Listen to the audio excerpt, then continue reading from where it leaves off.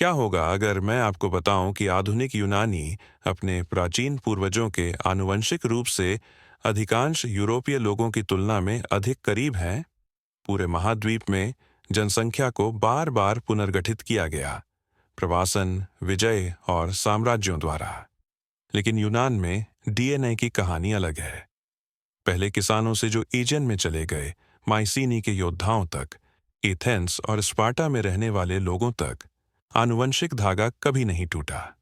रोमनों ने शासन किया, स्लावों ने बसे, ओटोमन ने प्रभुत्व जमाया, फिर भी यूनानी जीनोम उल्लेखनीय रूप से अक्षुण्ण रहा। यह कैसे संभव है कि 8,000 वर्षों की उथल पुथल के बाद आधुनिक यूनानी अभी भी अपने पूर्वजों के समान आनुवंशिक हस्ताक्षर रखते हैं? आधुनिक यूनानी अपने डीएनए में कुछ असामान्य रखते हैं, जबकि अधिकांश यूरोपीय आबादी प्रवासन, विजय और मिश्रण से बहुत अधिक पुनर्गठित की गई थी। यूनानी आनुवंशिक प्रोफाइल कहीं अधिक निरंतरता दिखाती है। आधुनिक यूनानियों की प्राचीन नमूनों के साथ तुलना करने वाले अध्ययन अक्सर पाते हैं कि हजारों साल पहले यूनान में रहने वाले लोगों का डीएनए आज वहां रहने वाले लोगों में अभी भी स्पष्ट रूप से दिखाई देता है। इसका मतलब यह नहीं है कि यूनानी पूरी तरह से अपरिवर्तित रहे, लेकिन इसका मतलब यह है कि उनकी आनुवंशिक पहचान यूरोप के अधिकांश हिस्सों की तुलना में बहुत बेहतर बची रही। अन्य क्षेत्रों में बार बार आक्रमणों और प्रतिस्थापनों ने केवल प्राचीन वंश के टुकड़े छोड़े। यूनान में मूल बना रहा। यह एक महत्वपूर्ण प्रश्न उठाता है, यूनानियों ने अपने डीएनए को कैसे बनाए रखा जब इतनी सारी अन्य आबादी नहीं कर सकी? भूगोल और संस्कृति ने भूमिका निभाई, लेकिन असली कहानी केवल प्राचीन डीएनए के माध्यम से बताई जा सकती है। आनुवंशिक पथ का अनुसरण करके हम देख सकते हैं कि कौन आया, कौन मिला और विभिन्न समूहों ने धीरे धीरे यूनानी लोगों की नींव कैसे बनाई। जवाब योद्धाओं या दार्शनिकों से नहीं शुरू होता, बल्कि 9,000 साल पहले के किसानों से। वे यूनानी भाषा नहीं बोल रहे थे और वे शास्त्रीय एथेंस के लोगों की तरह नहीं दिखते थे, लेकिन वे पहले निर्माण खंडों को लेकर आए जो बाद में यूनानी आनुवंशिक हस्ताक्षर बन जाएगा। और वे पहले किसान यूनानी भी नहीं थे। लगभग 7,000 ईसा पूर्व जिस भूमि को हम अब यूनान कहते हैं, उसमें अनातोलिया से नए लोगों का आगमन हुआ, जो क्षेत्र एजियन सागर के ठीक उस पार है। ये प्रारंभिक प्रवासी किसान थे जो अपने साथ एक ऐसा जीवन तरीका लेकर आए जो पूरी तरह से बाल्कन में पहले रहने वाले शिकारी संग्रहकर्ताओं से अलग था। जंगली पौधों और शिकार पर भरोसा करने के बजाय उन्होंने गेहूं और जौ की खेती की, पशुधन पाला और स्थायी बस्तियां बनाईं। निया और थेस्ली जैसे स्थानों में पुरातात्विक खुदाई से पता चलता है कि ये प्रारंभिक खेती समुदाय यूरोप में पहले में से थे। उनके घर, मिट्टी के बर्तन और उपकरण पहले की तुलना में कहीं अधिक जटिल सामाजिक संरचनाओं वाले संगठित समाजों को दर्शाते हैं। इन नवपाषाण किसानों के डीएनए से अनातोलिया के साथ एक मजबूत संबंध का पता चलता है। पुरुष वंश अक्सर हैप्लोग्रुप G2A से संबंधित थे, जो अक्सर यूरोप में फैलने वाले प्रारंभिक कृषिविदों से जुड़ा होता है। मातृपक्ष पर उनके mtDNA में प्रारंभिक यूरोपीय किसानों के बीच सामान्य वंश थे, जिनमें ऐसे प्रकार शामिल हैं जो आज भी आधुनिक यूनानी आबादी में पाए जा सकते हैं। ये आनुवंशिक संकेत दिखाते हैं कि नवपाषाण प्रवासन केवल खेती कौशल का सांस्कृतिक हस्तांतरण नहीं था, बल्कि लोगों का एक वास्तविक आंदोलन था जिसने क्षेत्र के आनुवंशिक आधार को पुनर्गठित किया। भले ही ये लोग यूनानी नहीं थे, उन्होंने उस नींव की स्थापना की जिस पर बाद की आबादी निर्माण करेगी। उनके जीन स्थानीय शिकारी संग्रहकर्ताओं के साथ मिल गए और क्षेत्र की वंशावली में एम्बेडेड रहे। डीएनए की यह प्रारंभिक परत आज भी हजारों साल बाद आधुनिक यूनानियों में पता लगाने योग्य है। ये वे यूनानी नहीं थे जिन्हें आप जानते हैं, लेकिन उनके बिना कोई यूनानी बिल्कुल नहीं होते। लेकिन लगभग 3,000 ईसा पूर्व उत्तर से अजनबी कहानी को हमेशा के लिए फिर से लिखेंगे। 250 और 250 ईसा पूर्व के बीच उत्तर से नए समूह यूनान में प्रवेश किए। ये प्रवासी यूरेशियाई स्टेप से आए। एक विशाल घास का मैदान जो यूक्रेन से कजाकिस्तान तक फैला हुआ है। वे अपने साथ न केवल एक अलग आनुवंशिक प्रोफाइल लाए, बल्कि एक भाषा परिवार की जड़ें भी लाए जो अंततः यूनानी बन जाएगी। दक्षिण पूर्वी यूरोप में उनका आंदोलन एक व्यापक लहर का हिस्सा था जिसने पूरे महाद्वीप में इंडो यूरोपीय भाषाओं को फैलाया। आनुवंशिक अध्ययन बताते हैं कि इन नवागंतुकों में स्टेप वंश था जो यूनान में पहले से बसे नवपाषाण किसानों से अलग था। पुरुष वंश अक्सर हैप्लोग्रुप R1A और R1B से संबंधित थे। दोनों स्टेप प्रवासन से दृढ़ता से जुड़े हुए थे। इसने क्षेत्र के आनुवंशिक परिदृश्य में एक महत्वपूर्ण परिवर्तन की शुरुआत को चिह्नित किया। पहली बार स्टेप वंश उस पुराने किसान DNA के साथ मिल गया जो हजारों वर्षों से यूनान में प्रभुत्व रखता था।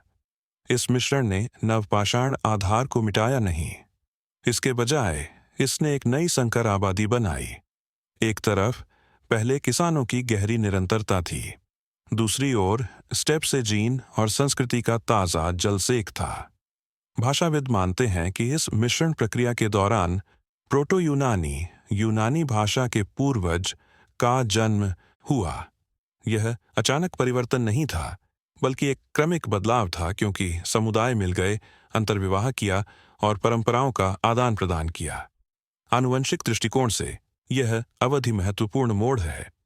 नवपाषाण किसानों ने नींव रखी थी, लेकिन यह स्टेप लोगों का आगमन था जिसने कुछ ऐसा दिया जो पहचानने योग्य रूप से यूनानी था। यह DNA क्षण था जब यूनानी पहली बार अस्तित्व में आया। और फिर भी सबसे बड़ा आश्चर्य यह है कि इसके बाद चीजें कितनी कम बदलीं। कांस्य युग के मध्य तक एजियन में दो महान सभ्यताएं उठीं, कृते पर मिनोअन और मुख्य भूमि यूनान पर माइसीनियन। दोनों ने वास्तुकला, कला और लेखन पीछे छोड़ा, लेकिन उनके आनुवंशिक पदचिह्न यूनानी इतिहास को समझने के लिए उतने ही महत्वपूर्ण हैं। मिनोअन, जो 2000 और 1500 ईसा पूर्व के बीच कृते पर फले फूले नवपाषाण किसानों के साथ मजबूत निरंतरता दिखाते हैं। मिनोअन दफनाने से प्राचीन DNA से पता चलता है कि उनका वंश काफी हद तक उन पहले अनातोलियाई कृषिविदों के समान था जो हजारों साल पहले आए थे। हालांकि पूर्व से अतिरिक्त इनपुट के छोटे निशान थे, काकेशस और निकट पूर्व की आबादी से जुड़े आनुवंशिक संकेत। यह भूमध्य सागर में व्यापारिक भागीदारों के साथ सीमित संपर्क का सुझाव देता है, लेकिन मूल वंश पुराना खेती स्टॉक बना रहा। माइसीनियन, जिन्होंने लगभग उसी समय मुख्य भूमि यूनान पर प्रभुत्व जमाया, कुछ और भी उल्लेखनीय दिखाते हैं। उनका DNA पहले से ही आधुनिक यूनानियों के आश्चर्यजनक रूप से करीब दिखता है। अध्ययनों ने दिखाया है कि माइसीनियन उसी मिश्रण को ले जाते थे जो आज यूनानी आनुवंशिकी को परिभाषित करता है। नवपाषाण किसान वंश, इंडो यूरोपीय प्रवासन से स्टेप वंश और अतिरिक्त काकेशस शिकारी संग्रहकर्ता इनपुट का मिश्रण। इस मिश्रण ने क्षेत्र के लिए अद्वितीय आनुवंशिक हस्ताक्षर बनाया, एक प्रोफाइल जो सहस्राब्दियों में पहचानने योग्य बनी रही। माइसीनियन और आधुनिक यूनानियों के बीच समानताएं इतनी मजबूत हैं कि शोधकर्ता उन्हें प्रत्यक्ष पूर्वज बताते हैं। दूसरे शब्दों में, यदि आप 3000 साल पहले के माइसीनियन के DNA की आज रहने वाले यूनानी से तुलना करते हैं तो निरंतरता स्पष्ट है।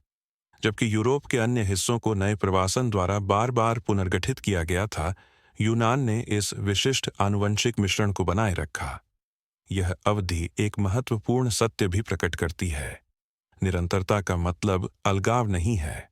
कांस्य युग के यूनानियों ने पड़ोसी क्षेत्रों के साथ बातचीत की, नए वंश की छोटी मात्रा को अवशोषित किया, लेकिन किसान, स्टेप और काकेशस DNA का संतुलन स्थिर रहा। वह स्थिरता यह है जो यूनानी आनुवंशिक कहानी को यूरोप के अधिकांश की तुलना में इतना असामान्य बनाती है। समय में जमे DNA की कल्पना करें 3000 साल पहले और आज के यूनानियों के अंदर अभी भी, लेकिन निरंतरता का मतलब ठहराव नहीं है। जब आक्रमण एजियन को हिलाते हैं तो कहानी फिर से मुड़ती है। जब हम यूनानी जीनोम को विस्तार से देखते हैं तो दो मुख्य धागे दिखाई देते हैं। मातृ रेखाएं mtDNA के माध्यम से ले जाई गई और पितृ रेखाएं Y गुणसूत्र के माध्यम से ले जाई गई। प्रत्येक थोड़ी अलग कहानी बताता है, लेकिन एक साथ वे दिखाते हैं कि यूनानी वंश कैसे स्थिर रहने में कामयाब रहा है, जबकि अभी भी नए प्रभावों को अवशोषित कर रहा है। मातृपक्ष पर HU5T और J जैसे वंश हावी हैं। ये प्रकार यूनान के लिए अद्वितीय नहीं है, लेकिन जो उन्हें उल्लेखनीय बनाता है वह उनकी स्थिरता है। प्राचीन DNA से पता चलता है कि ये मातृ हैप्लोग्रुप पहले से ही नवपाषाण और कांस्य युग में मौजूद थे और आधुनिक यूनानियों तक समान अनुपात में बने रहे हैं। इसका मतलब है कि हजारों वर्षों तक यूनानी महिलाओं ने पीढ़ी दर पीढ़ी समान आनुवंशिक हस्ताक्षर पारित किए। मातृ DNA उल्लेखनीय निरंतरता दिखाता है और एक शांत पृष्ठभूमि की तरह कार्य करता है जो युद्धों, आक्रमणों और सांस्कृतिक बदलावों से बच गया। पितृ कहानी अधिक जटिल है। पुरुष वंश अधिक बार बदलते हैं क्योंकि आक्रमणकारी या प्रवासी समूहों ने ऐतिहासिक रूप से नए Y-DNA मार्करों को पेश किया।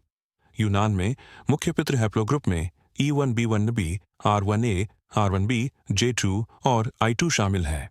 E1B1B अक्सर प्रारंभिक नवपाषाण किसानों से जुड़ा होता है और आज भी आम है, विशेष रूप से दक्षिणी यूनान में। R1A और R1B स्टेप प्रवासन के साथ आए, जो इंडो यूरोपीय प्रभाव को चिह्नित करते हैं जिसने प्रोटो यूनानी को जन्म दिया। हैप्लोग्रुप J2 अक्सर पूर्वी भूमध्य और निकट पूर्व की आबादी से जुड़ा होता है, जो एक चौराहे के रूप में यूनान की लंबी भूमिका को दर्शाता है। इस बीच I2 एक गहरी यूरोपीय रेखा का प्रतिनिधित्व करता है जो प्रागैतिहासिक शिकारी संग्रहकर्ताओं से बची रही। क्षेत्रीय भिन्नता भी कहानी का हिस्सा बताती है। उत्तरी यूनान R1A के थोड़ा अधिक स्तर दिखाता है, जो मजबूत स्टेप प्रभाव को दर्शाता है, जबकि दक्षिणी यूनान और द्वीप E1B1B और J2 की उच्च आवृत्तियों को संरक्षित करते हैं, जो नवपाषाण और पूर्वी भूमध्य सागरीय वंश से जुड़े हैं। यह मोज़ेक यूनान की भूगोल को देखते हुए समझ में आता है। पहाड़ों ने समुदायों को अलग किया और द्वीप अक्सर खुद आनुवंशिक द्वीपों के रूप में कार्य करते थे। माता रेखाएं स्थिरता की फुसफुसाती हैं, पिता रेखाएं युद्धों और प्रवासन की कहानियां बताती हैं, लेकिन कभी-कभी DNA को जीवित रखने के लिए सबसे सुरक्षित जगह मुख्य भूमि पर बिल्कुल नहीं थी। यूनानी द्वीप हमेशा समुद्र के पार सिर्फ कदम पत्थरों से अधिक रहे हैं। आनुवंशिक रूप से उन्होंने समय कैप्सूल की तरह काम किया, पुराने DNA हस्ताक्षरों को संरक्षित करते हुए जो मुख्य भूमि पर पतला हो सकते थे। क्रेते, साइक्लेड्स और अन्य एजियन द्वीप दिखाते हैं कि भूगोल निरंतरता की रक्षा कैसे कर सकती है। विशेष रूप से क्रेते अलग खड़ा है। मिनोअन दफनाने से प्राचीन DNA आधुनिक क्रेटन के साथ मजबूत निरंतरता को प्रकट करता है। सहस्राब्दियों में आक्रमणों और कब्जों के बावजूद रोमन, बीजांटिन, वेनेशियन, ऑटोमन, प्रारंभिक किसानों और कांस्य युग की आबादी का आनुवंशिक संकेत उल्लेखनीय स्पष्टता के साथ बच गया। आधुनिक क्रेटन अभी भी उसी वंश का एक बड़ा हिस्सा रखते हैं, जो दिखाता है कि द्वीप ने उथल-पुथल के समय में एक जलाशय के रूप में कार्य किया। साइक्लेड्स एक समान कहानी बताते हैं। ये द्वीप प्रमुख व्यापार नेटवर्क का हिस्सा थे, लेकिन पुराने वंश को संरक्षित करने के लिए पर्याप्त अलग भी थे। साइक्लेड्स के प्राचीन नमूने नवपाषाण किसानों के करीब एक प्रोफाइल दिखाते हैं और आधुनिक द्वीपवासी अभी भी उस DNA में से कुछ को बनाए रखते हैं। यह समझ में आता है जब सेनाएं मुख्य भूमि यूनान में घूमती थीं, ग्रामीण द्वीपपूर्ण प्रतिस्थापन से अधिक आसानी से बच सकते थे।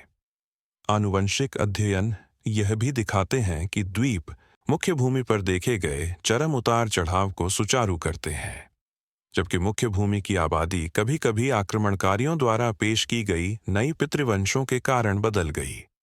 द्वीप की आबादी ने पुराने हैप्लोग्रुप का उच्च अनुपात बनाए रखा। इस अर्थ में द्वीपों ने स्टेबलाइजर्स के रूप में कार्य किया, आनुवंशिक कहानी को अपनी शुरुआती परतों में लंगर डाले। जब सेनाएं कूच करती थीं, द्वीप याद रखते थे। फिर भी मुख्य भूमि के बारे में क्या रोमन, स्लाव और ऑटोमन द्वारा पीटा गया। पिछले 2000 वर्षों में यूनान ने साम्राज्यों के उत्थान और पतन, उत्तर से आक्रमणों और विदेशी शासन की लंबी अवधि देखी है। फिर भी इस सारे उथल पुथल के माध्यम से यूनानी लोगों का आनुवंशिक मूल आश्चर्यजनक रूप से स्थिर रहा। रोमन एक अच्छा उदाहरण है।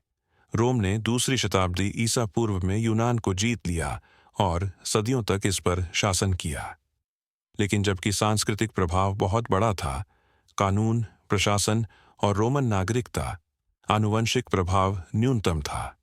रोमन सैनिकों और बसने वालों ने कुछ निशान छोड़े, लेकिन बड़े पैमाने पर जनसंख्या प्रतिस्थापन नहीं हुआ। रोमन काल के दौरान यूनानियों का डीएनए पहले की सदियों में जैसा था वैसा ही दिखता है। बीजान्टिन साम्राज्य, जो रोम के पतन के बाद उठा, ने निरंतरता को और मजबूत किया। बीजान्टिन दुनिया कॉन्स्टेंटिनोपल पर केंद्रित थी, लेकिन यूनानी भाषी आबादी ने इसकी सांस्कृतिक और जनसांख्यिकीय रीढ़ बनाई।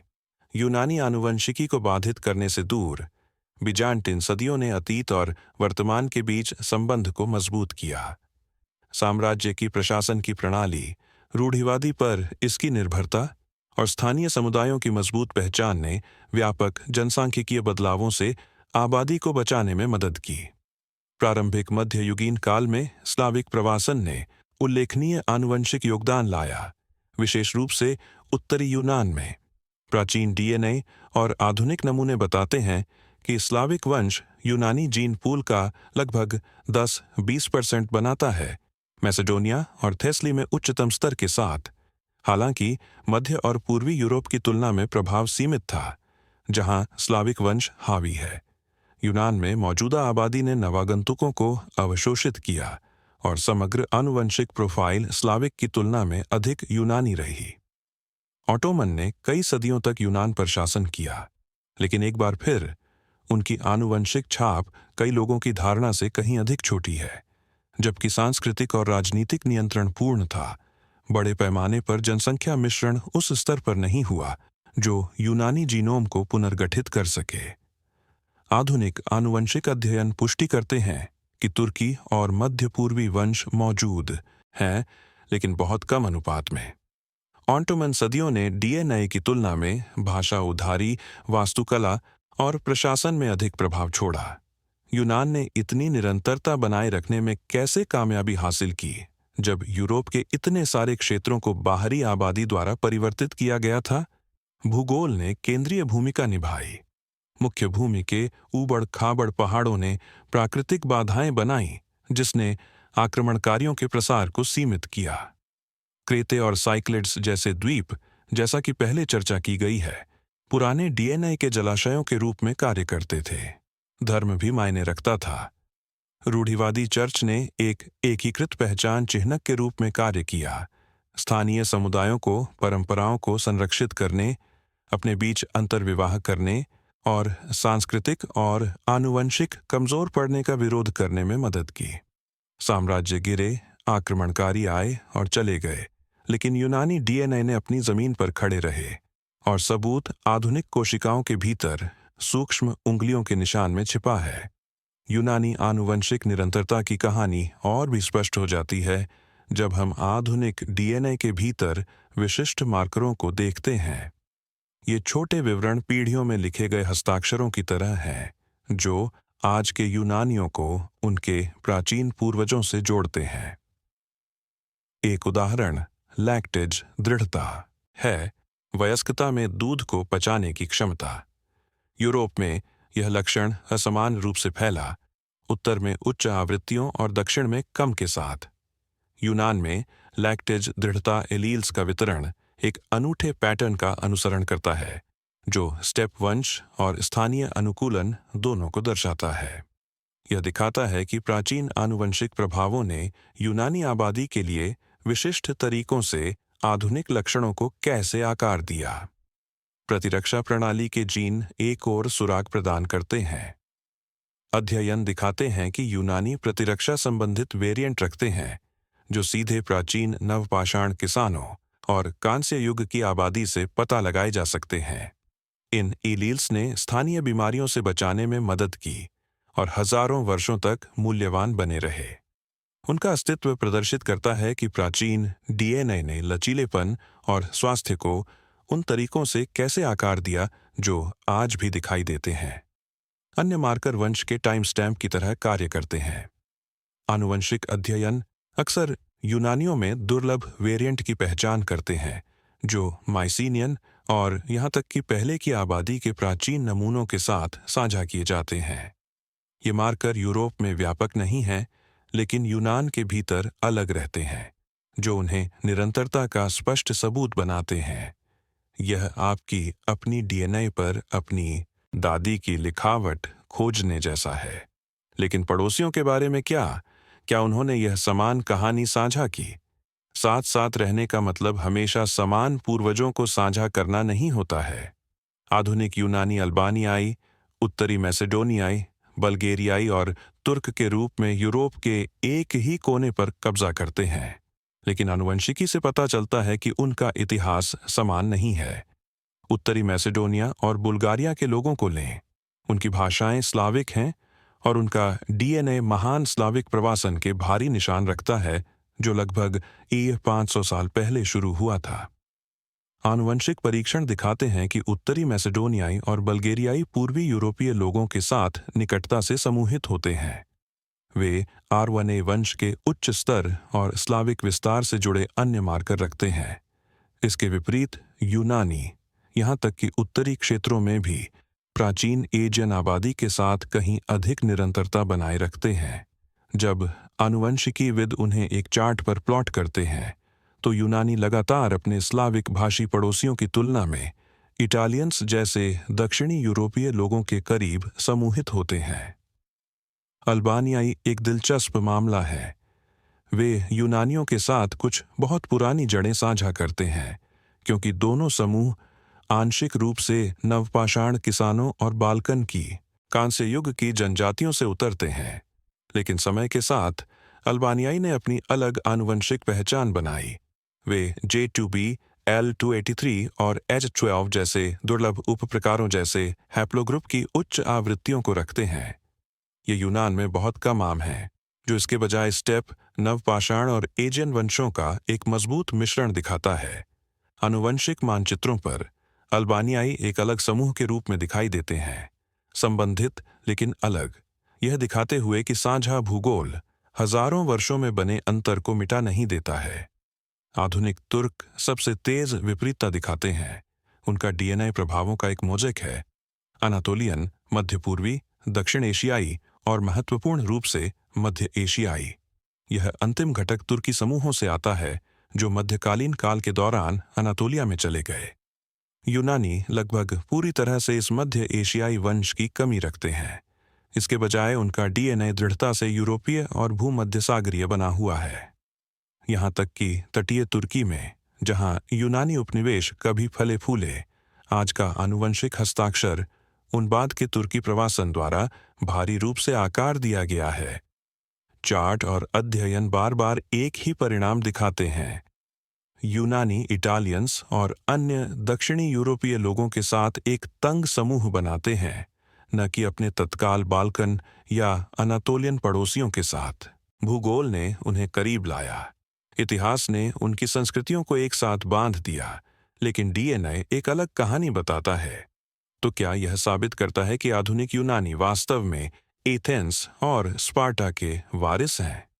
जब यूनानी आनुवंशिकी की बात आती है, तो मिथक हर जगह है। एक आम दावा यह है कि आधुनिक यूनानी प्राचीन लोगों से नहीं उतरे हैं।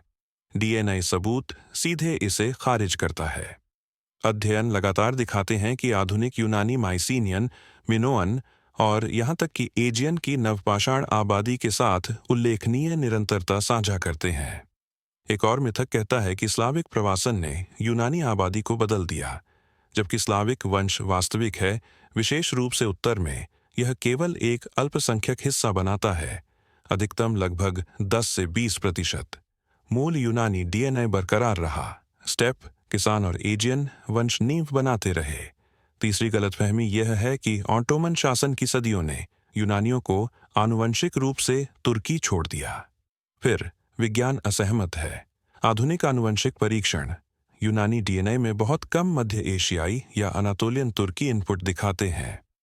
ऑटोमन प्रभाव राजनीतिक, सांस्कृतिक और धार्मिक था, लेकिन गहराई से आनुवंशिक नहीं। सच्चाई यह है कि इतिहास की किताबें अक्सर आक्रमणों, पतन और नाटकीय सांस्कृतिक परिवर्तन पर जोर देती हैं, लेकिन आनुवंशिकी हमें याद दिलाती है कि राजनीतिक नियंत्रण हमेशा जनसंख्या प्रतिस्थापन के बराबर नहीं होता है। सेनाएं शहरों को जीत सकती हैं, लेकिन वे शायद ही कभी संपूर्ण लोगों को मिटाती हैं। इतिहास की किताबें गुमराह कर सकती हैं, लेकिन डीएनए मिथकों के लिए कोई जगह नहीं छोड़ता, और अंतिम तस्वीर स्वयं यूनानियों को भी आश्चर्यचकित कर सकती है।